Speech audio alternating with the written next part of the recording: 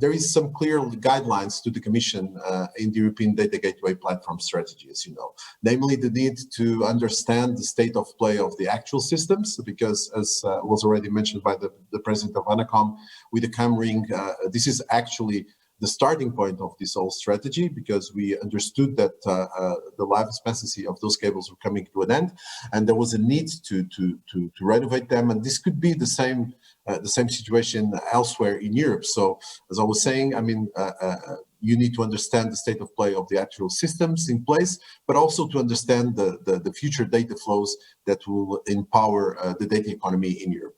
And understanding this, of course, will enable a better strategic role for rollout for the investments. And so my question is, how do you see the balance between the private and the public investment, and how the Commission see this working in the future in order to ensure sharp investments in international connectivity that at the end of the day will empower the overall position of the European Union in this digital market? Thomas, please. Thank you, Philip, for the introduction. I'd like to apologize that I cannot be in Portugal at this moment, and I'm looking forward to having a Galau or a Bika as soon as possible. But at the moment, nobody is traveling from Brussels. Yeah, we are in a global competition of democratic countries and undemocratic systems. We've mentioned it before. The 19 pandemic has reconfirmed the importance of connectivity. Our democracies depend on communication and free access to media. And there's a massive abuse of data from non-democratic systems. In the digital decade strategy of the Commission, we've set very ambitious targets for 2030. And this is what the focus has mainly been on so far, is that citizens will have access to 1 gigabit per second connectivity. While that's a challenge itself, we need to ask ourselves is, do we have the backbones that are necessary for this in place? What do we really need is we need backbones that connect to all the EU member states. For example, today, Ireland doesn't have a connectivity to another EU member state. All connectivity goes either through the US or the UK. We need backbones that connect all the territories.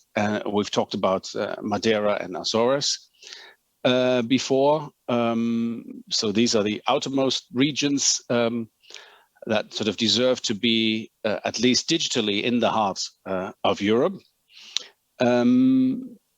We also need to have backbones that are resilient and redundant.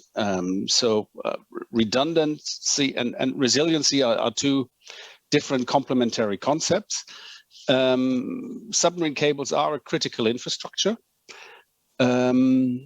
We have outages, so what we need, it's very difficult to protect them. I mean, there are of course efforts undertaken, but the main way that you can assure digital connectivity backup is by having alternative routes and having them interconnected, meshed networks we talk about. And this is exactly what the concept of the European data gateway platforms is all about.